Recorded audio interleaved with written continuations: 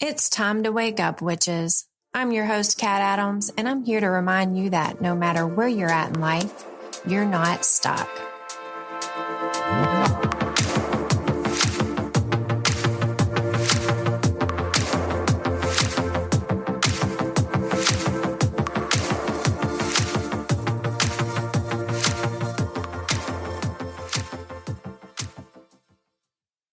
What is up today, witches? I have a controversial topic to cover today. But before that, I just want to say I still have not gone on vacation. Still have not left. I leave this Friday and I can't freaking wait. I need a break so bad because I believe last episode I talked about how I finally got that promotion. And then last week I won an award that was totally unexpected. And that made me feel super, super amazing. But that just goes to show you that I've been busting my ass and I need this vacation. So I'm counting down the days. Sunday today. So we got Monday, Tuesday, Wednesday, Thursday, and I am on the plane and out of here, bitches. I can't freaking wait. And so I was thinking about vacations and I was like, oh my gosh, I have the perfect topic for a podcast. But it's going to be the next topic because I am hearing more and more about Tradwife life, and I have to tackle it. If you don't know what a Tradwife is, so Tradwife stands for traditional wife. So think back like in 1950s, mostly in the Western world, mostly for white privileged women who got to stay at home and do traditional gender roles. So let me pull up the correct definition of what a tradwife is, but it's pretty much that. It says, tradwives is a subculture of housewives who believe in clear gender roles, the importance of homemaking, and a patriarchal marriage, according to many women who self-identify as tradwives. So think about homemakers who are cooking, cleaning, submitting to their husband, and their husband goes out and does all the work. You know, they have food on the table, stay-at-home moms, like a stay-at-home mom, but it's kind of like even kicked up a notch because you're going back to that whole being submissive and being a servant thing. So my immediate reaction when I heard that Tradwife is coming back and I heard that Tradwife is trending was puke. Hell no. How did we get there? Oh my gosh. But then I started looking into it, and I'm going to give you my thoughts on this because I've lived both sides. I do consider, I think me used to be, went back in the day when I was married to first husband, my abuser, I was a homemaker. And I think I could define that as a tradwife. I was very submissive and I was basically a servant. Fast forward to today, nothing like that. Independent woman. So I think I can kind of talk about both sides of the coin. And I don't want to come off judgy, even though I said, ew, puke, because yeah, ew, puke. Dudes, come on. Try not to get bitchy about this, but it is what it is. I know a lot of people are mad. They're like, oh my gosh, you're taking feminism back several years and yada, yada, yada. And we do. Women, we do. We erase so many years of progress all the time. Could this be one of those things? Maybe, but I kind of understand. And I get it. I get it why women are wanting this. And so let me explain to you my personal experiences with this. People want to hop on the tradwife trend and demonize it because I believe women are fucking tired. Women want to be taken care of. And they think, a lot of them think, okay, well, I can stay at home all day. And yes, they know how horrible it is having to juggle a million things when you stay at home. I firmly believe it is much harder job staying at home and taking care of the kids than going out to work. But combine the two, having to work and do all the domestic labor and child rearing is just, I mean, you age like super, super fast. It's ridiculous. That to me is the hardest. But having lived all of that, women want to be taken care of. And back in the day when I was married to my abuser, I had a really good friend. She was not from here. She was from a different culture. And anytime it was before I broke out to me being me who I am now, and I was very submissive, housewife, tradwife, I would say things like, I want to be independent. I want my own money. Because when you're a tradwife, and we're going to relate this to abuse here in a minute, when you're a tradwife, you're not independent. You do not have your own money. You're going to be stuck. You are going to be stuck. I was stuck. And I would say things to this friend. Let's just call her Carol. I would say things to Carol like, I want to be independent and I want my own money so I can make my own decisions. And she would tell me flat out, you're stupid. Now, needless to say, I said I had a friend, past tense. We are not friends anymore. Because I used to allow people to treat me like this. Not anymore. But she would flat out tell me, you're stupid. The man is supposed to go out there and make the money and pay for everything. You're an idiot. And I was always like, why? Why can't I do things for myself? Why do I have to depend on a man? And so she would tell me, she was very anti-feminist because she'd say feminist is what made us have to go to work. And I just want to sit at home and do nothing, basically. But we all know that's not true, especially if you have children. Housewives are not sitting at home doing nothing. And I hear this a lot. And there's a recent comedian on Netflix. She was hilarious. She also tackled this about how she wants to marry a rich husband. And most women do want to marry a rich husband. This is, the sentiment she was talking about, how, because we don't want to go to work and poop at work. All right, I get it. It was a comedy special. It was freaking hilarious. And I totally agree. No one wants to poop at work. You're much more comfortable pooping at home. But also, I know it was a comedy special and it was supposed to be funny and how about, women are progressive now and we're working and we really want to go back. So I know it's probably tongue in cheek, but it's a real thing that I've heard from a lot of women. They want to shit on feminism because they think feminism made them go out and work all the time. Then they have to come home and do the domestic labor. That's not feminism's fault at all. You are perfectly capable of making your own choices. But when you are stuck at home, you don't have a choice once you're financially dependent on someone else. So no, I do not agree with not wanting to be financially independent and thinking all women should shut their mouth about wanting to be independent and wanting to be progressive and wanting to have equal say in the relationship because we're hurting the women who want to stay at home and have a rich husband to take care of them. I mean, come on. And I get it. Again, I get women who think that way because they are tired. They're tired. They don't want to go poop in the office. They don't want to have to answer to a boss. They don't want to have to get dressed every day and go to work. They just want to be taken care of. But there is a danger that we are forgetting when we give that up. When we give up our independence and we romanticize like a 1950s housewife era. By the way, those housewives were so fucking depressed. They were on so much medication.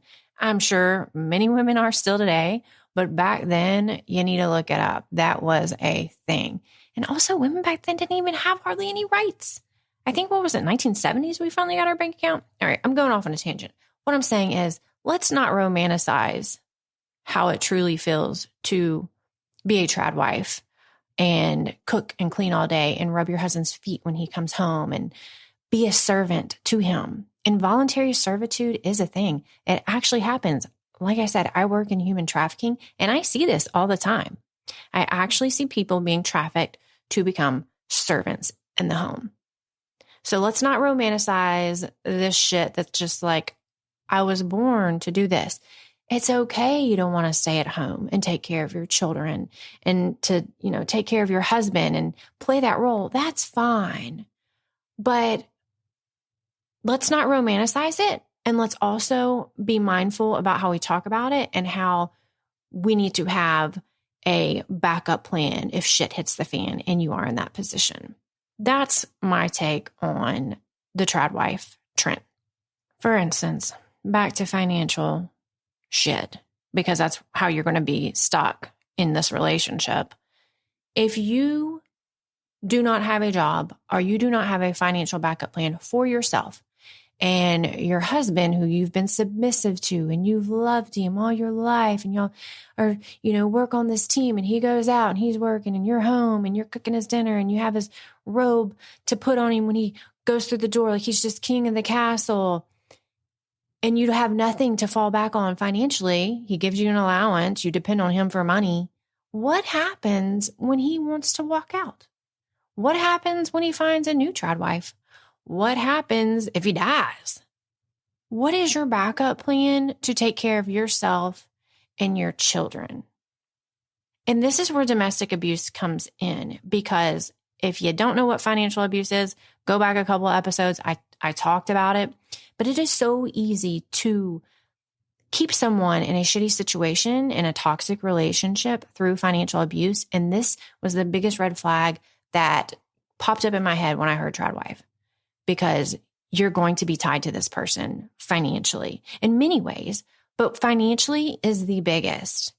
Don't ever depend on someone else for money. If I've learned anything in being in a 15-year abusive marriage, do not depend on a man, woman, anybody for money. You have to take care of yourself and your children financially. You have to have your foot in the door at a job or a bank account, like I said, in case shit hits the fan. Otherwise, you are going to be stuck. And it's great to think, oh, no, that's not going to happen to me. My husband loves me, blah, blah, blah. But let's get real here, okay? We don't ever know what's going to happen. And it's better to be prepared. So if you are interested in this whole Tradwife stuff going on, please have a backup plan for yourself. And it didn't take long for me to research Tradwife before I found that, the ultra right-wing Nazi men, incels, are honing in on this and pushing it now. I wonder why. If you're interested in this, you need to be careful about the man you're dating, because if they're pushing it, they're probably going to be an abuser. If a man wants his wife at home in the kitchen cooking with no equal decision making, or keep her strapped for cash, giving her an allowance and him making the decisions, to me, that is a red flag. Because we just went through the whole power and abuse bill. That's on there, man. That's on there. And I saw one of the Tradwives in the TikTok video. I was like, well, yeah, abuse, but that's why you have to be careful who you date and who you marry. Oh, God. Let me tackle that one. I was about to say something really mean, like, blow it out your asshole. But come on, blow it out your asshole. Because women who marry abusers don't always know they're abusers, first of all. Look up love bombing. These people are Dr. Jekyll, Mr. Hyde. A lot of the times, they do not know. They may have some kind of suspicion that something's off. But unfortunately, a lot of women aren't even educated on abuse, myself included. I didn't even know what was happening until it was too late. So this whole, be careful who you date, because then you could, no, come on. That's not real either. Women can get into shitty marriages. Women can get into shitty partnerships. Women get in shitty relationships, and then they just get stuck. It's not like, oh, he's an abuser, but I'm going to marry him anyways. Of course, yes, some women do that. Hello, some women like the red flags. But some women don't know. So I really didn't like that comment I saw there. Just saying, oh, be careful who you marry, because then if you become a Tradwife, then you might be stuck with an abuser, is definitely not how you help women not be stuck in an abusive relationship. That's pretty much bullshit. So no. Better advice would be what I just told you. If you want to do this Tradwife thing, you need to have a backup plan.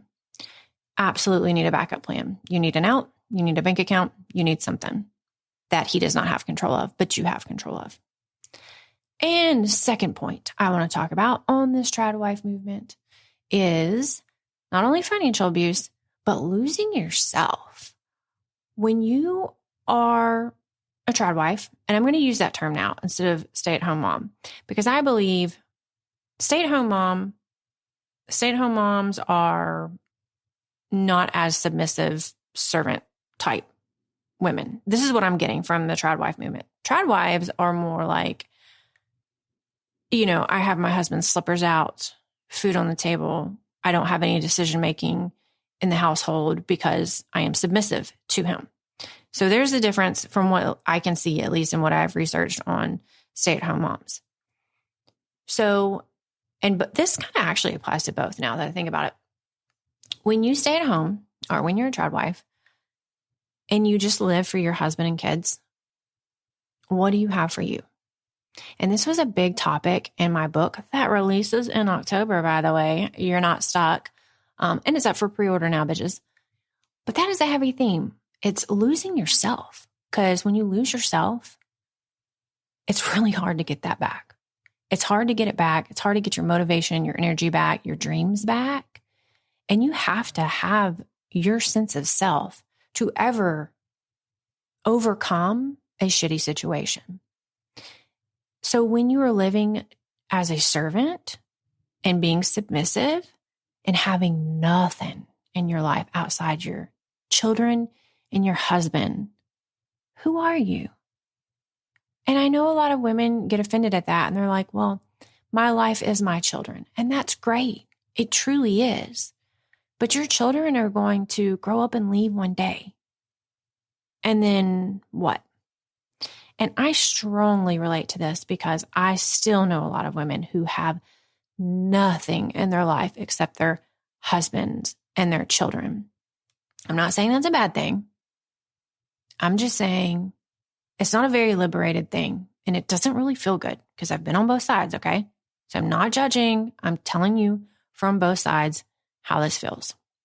So say, for instance, I have this other friend. And every time I talk to her, she's a stay-at-home mom. The conversation's always about children. And I just want to shake her and be like, what about you? Because I know she's miserable. I can tell she has said it, although she's one of those people who's not going to talk about it and give me any details. She's very private. And it's easy to get miserable when you don't have anything for yourself. And I firmly believe if she had something for herself and didn't live this, ho-hum life for her children and kids all the time, 24/7, she wouldn't be so miserable. But I try to talk to her. I'm trying to say, hey, what's going on with you? Well, I took my kids to this pool today and my kids this and my husband this. And that was me. I was the one that identified with my husband. I was also, love to be a mom stuff, PTA stuff, blah, blah, blah. But I identified as Mrs. Asshole. We'll just call him ex-husband asshole. I started to adopt that identity of I'm Mrs. Asshole. I was his wife. I wasn't Kat. And I see this with other women doing it with their husbands and their children. It's like, I'm so-and-so's mom. And I just want to be like, but who are you? When you lose yourself, then you start feeling miserable. So if you're feeling like bored in life, bored in your marriage, bored in your relationships, and you're like, there's nothing exciting, and everything is day to day, taking the kids to sports, taking the kids to school, think about that for a minute and ask yourself, what do you have for just you? Do you have a hobby? Do you have ever have girls' nights or solo vacations or just time alone? And I am not saying grocery shopping is your time alone. You deserve more than that. What do you have for you? Adopting these identities and not having anything for yourself is super, super dangerous. It's super dangerous because you're so easily controlled and manipulated and beaten down, and you truly believe that this is what you're meant for. And I'm here to tell you that's not what you're meant for. And that kind of goes back to the Tradwife thing, because if you're constantly serving other people, living for your husband and kids, which, hey, I live for my husband and kids too, but I still have my own thing, my separate life. I'm not submissive. All right. If you erase yourself, you're going to like fall down into this pit of misery. And when everyone leaves you, because they will leave you, your children are going to leave you. Your husband, maybe, I don't know. What is the divorce rates? 50-50? So I always say, protect yourself. What are you going to have? What are you going to have when everyone's gone? You're not even going to know who you are. And if this is like hitting hard, you probably don't know who you are right now. I mean, can you remember like anything that you're passionate about, what you feel you're here for? Do you have a mission in life outside of being a servant? You have to have something, or else you're going to give yourself the excuse that you're stuck. And it's so easy to be stuck when you're serving others because you're too busy to serve yourself. So that's some of my biggest takeaways from the Tradwife movement is the financial piece and the losing yourself piece. I don't want to judge women, who want to do what you want to do. If you're happy serving others and all, great. I just say have a backup plan and be realistic about other women, even if this doesn't apply to you, but about other women possibly getting trapped into abusive relationships because they're taking on this new label of being a Tradwife because, hey, everyone wants people to take care of them. But it usually, from what I have seen, a lot of times will backfire on you. So take care of yourself out there. And last but not least, let me tell you a little bit about me, my personal experience real quick.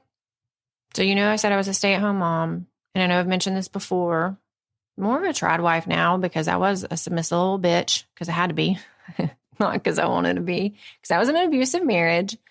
And I used to have dinner on the table when he came home. I had his slippers out and his robe out. I had like clothes done and laundry done, kid taken care of, house immaculate. And I pretty much did everything he wanted me to do. I was extremely submissive. And I always thought that's what I wanted. I want to stay at home. I was very privileged because I could stay at home. That's a whole nother issue. Come on, man. These Tradwives, super privileged to get to do that. Not everyone gets that choice. And I would not take my stay-at-home mom days away from me ever again because I did get to spend that time with my children. And I think a lot of women want that as well. Like they want to stay home because they want to raise their kids. We love our children and that's okay. Same with me. But when I did that for all those years, I wish I had a backup plan because I was fucked when I realized I got to get a divorce. So life on the other side of being a stay-at-home mom with no backup plan at all to a independent woman now, because I am a boss bitch. Do you hate that term? Who can take care of herself. I make my own money. I make my own decisions. And I'm happily married to a man who I am not submissive to, except, when we have fun. That's another topic. Yeah, we have equal decision making and I can do what I want. And I feel amazing. And if I'm ever, want to spoil my husband, like Tradwives say, they want to spoil their husband. I spoil my husband all the time. But guess what? I ain't submitting to no man ever again because I've been on both sides. And the side that feels the best to me is being able to make my own decisions. Definitely having my own money and doing whatever the fuck I want. Holy shit. Because I can. Because if you're stuck as a Tradwife back home and you have no money of your own, you can't. And that sucks. I would never want to be in that position where I had to ask my husband for money again. I do not have to do that. And it is so liberating. We have separate bank accounts, by the way, and that is one of the secrets of a happy marriage. I do believe. So yeah, I highly recommend a happy medium to this. Want to stay at home, want to work, tug of war that a lot of women have as an internal conflict would be have that backup plan or work from home, which again, talked about back in my financial abuse podcast episode. I forget what episode it is, but you can go back and look. That's a happy medium. So if you're going to play with the fire of giving your whole life up for your husband's control and giving yourself up for your husband and kids, have a backup plan and have something for yourself. That's all I ask, because I've been there, done that. And the odds are going to be stacked against you on how that turns out. Because I just looked up the statistic. In the US, 50% of marriages end in divorce. So protect yourself and don't feel mom guilt or shame for doing that, having your backup plan and having something for yourself. Thank you so much for listening. If you love the show, please leave a rating, a review. And if you know anyone who also might love the show or who could benefit from this information, please be sure to share it and subscribe. The more we get this out to people, the more people we can help. And I truly believe there's so many women who need to hear these words because so many women are feeling stuck. Also, if you're looking for me, you can usually find me on the gram at author Kat Adams, and be sure to head over to my website, and that's Kat Adams, Adams with a double D's.com. Subscribe to my newsletter for the latest information. Also, when you subscribe, you're going to get a free novella. And just be forewarned, my raunchy rom-com is as dirty as my mouth. So if that's your thing, go for it. It's super hilarious. But thank you again for tuning in. Until next time, please stay safe, and I'll see you on the other side.